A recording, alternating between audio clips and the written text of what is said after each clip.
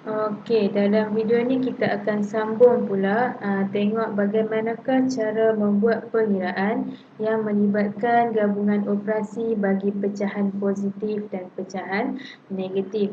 Jadi sebelum ni kita dah tengok dah, kita dah tengok cara membuat pengiraan melibatkan gabungan operasi bagi integer positif dan integer negatif. Jadi hari ini kita tengok untuk pecahan pula, iaitu pecahan positif dan pecahan negatif. Jadi dia punya kaedah dia sama sahaja. Kita masih lagi menggunakan BODMAS. Cuma untuk pecahan ni kita kena kira guna kaedah pecahan lah. Kita kena samakan pembawah dia dulu.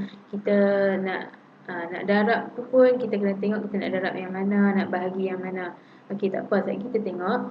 Sebelum tu kita ingatkan balik. Kita ingat balik apa yang dimaksudkan dengan BODMAS. Okey, jadi B ni ialah brackets ataupun dalam bahasa Melayu dia ialah kurungan. O ni awak tak belajar lagi, tak apa, nanti kita akan tengok yang tu, awak jangan risau. D ni untuk division ataupun bahagi. M ni untuk multiplication ataupun darab. A ni untuk addition ataupun tambah. S ni untuk subtract ataupun tolak. Jadi kita akan menggunakan kaedah BODMAS juga, ikut turutan yang mana satu dulu. Okey, kalau ada kurungan, buat kurungan dulu. Kalau ada tambah, tolak, darab, bahagi, buat darab dan bahagi dulu, baru tambah dan tolak. Okey, jadi guna kaedah BODMAS. Okey, kita tengok contoh soalan 11. 11A dan 11B disuruh kita selesaikan. Okey, kita tulis kat sini 11A. Jadi soalan kita ialah 1/2/3 darab 2/5 tolak 5/6. Okey, jadi sekarang ni awak ada kurungan. Dan di dalam kurungan tu memang ada operasi lah, maksudnya operasi tolak. Jadi awak kena kira yang dalam kurungan dahulu. Selesaikan yang dalam kurungan dulu. Okey, dalam kurungan ni ialah operasi tolak. Jadi pembawah awak mesti sama. Jadi awak tengok kita ada pembawah kita 5 dengan 6. Jadi dalam sifir 5 dan dalam sifir 6 nombor yang sama ialah 30.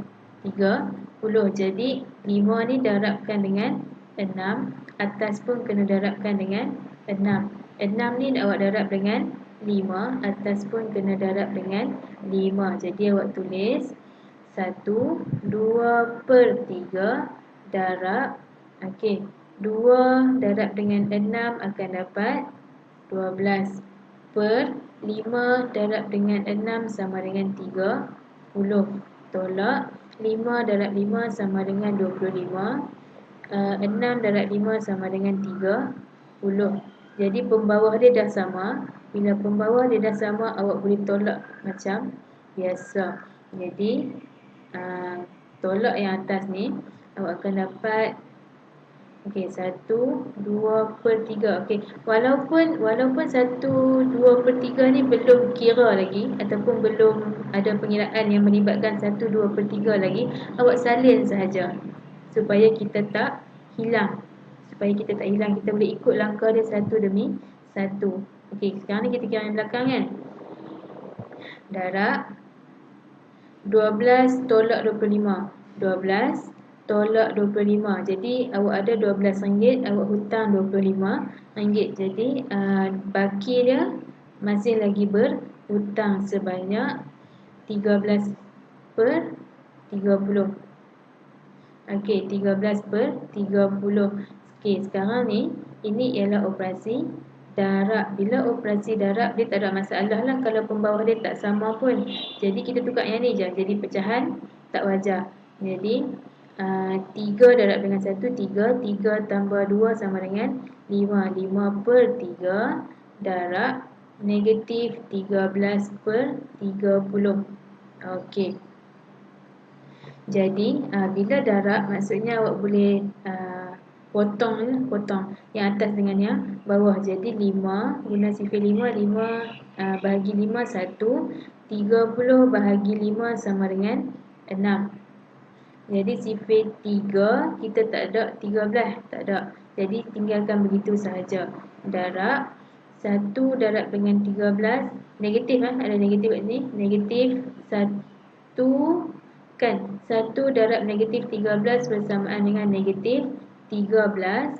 Okey, 6 darab dengan 3. 3 darab 6 sama dengan 18.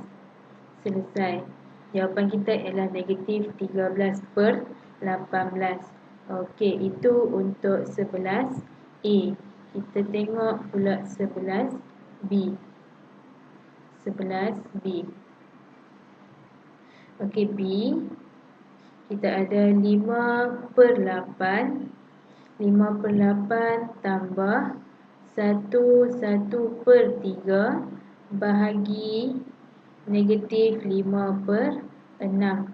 Okey, ini soalan dia. Sekarang ni kita ada kurungan. Kita ada kurungan, tapi dalam kurungan tu tak ada operasi. Kita cuma ada nombor negatif sahaja.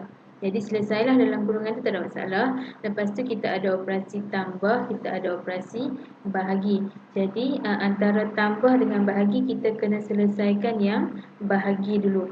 Jadi awak boleh tulis 5 per 8 tambah, okey, jadikan yang ni jadi pecahan tak wajar. 1 per 3 ni tukarkan jadi pecahan tak wajar. Jadi 1 darab dengan 3, 3. 3 tambah 1, 4. 4 per 3.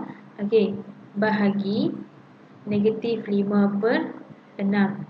Okey, sekarang ni tukar bahagi ni jadi darab, tapi nombor yang dekat belakang ni pun kena tukar juga. Jadi 6 per 5. Jadi kita boleh tulis 5 per 8 tambah 4 per 3 darab negatif 6 per 5. Negatif 6 per 5. Jadi kita darab dulu yang belakang ni. Yang belakang ni kan, darab dulu. Sama dengan 5 per 8 tambah, okey, ini nombor positif. Ini nombor positif. 4 per 3 ialah nombor positif. Yang dalam kurungan ni ialah nombor negatif. Jadi awak akan dapat nombor negatif. Positif darab negatif akan dapat negatif 4.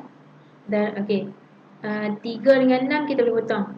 3 dengan 6 kita boleh potong. Jadi 3 darab 1, 3 darab 2 sama dengan 6. 4 dengan 5 kita tak boleh potong. Jadi kita boleh darab macam biasalah. 4 darab 2 sama dengan 8. 5 darab 1 sama dengan 5. Okey, sekarang ni sebelum kita nak buat tambah tolak, tambah ataupun tolak, awak tengok ni. Tambah jumpa dengan tolak. Positif jumpa dengan negatif. Dia akan jadi negatif sama dengan 5 per 8 tolak 8 per 5. Jadi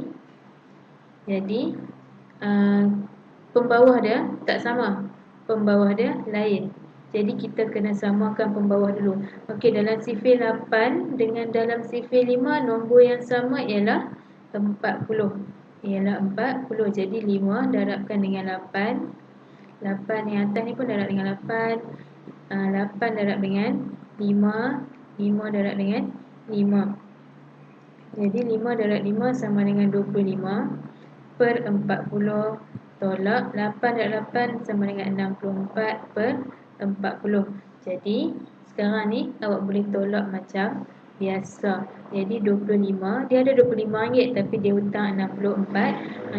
Jadi dia masih lagi berhutang sebanyak 39 per 40. Okey, selesai. Itu jawapan akhir untuk soalan 11B. Lepas tu soalan latihan lah. Okey, jadi tak ada apa yang berubah pun. Tiada apa yang berubah. Buat mas ni awak dah belajar dalam integer sebelum ni. Jadi kita cuma guna balik. Dan tambah, tolak, darab, bahagi, pecahan pun awak dah belajar semasa di sekolah rendah. Sepatutnya dah boleh kira lah. Cuma mungkin perubahan sikit dekat nombor positif dan nombor negatif sahaja. Penambahan sikit. Itu sahaja. Yang lain kita cuma ulang balik yang pengajaran yang lama yang sepatutnya awak dah tahu. Itu sahaja. Okey, terima kasih.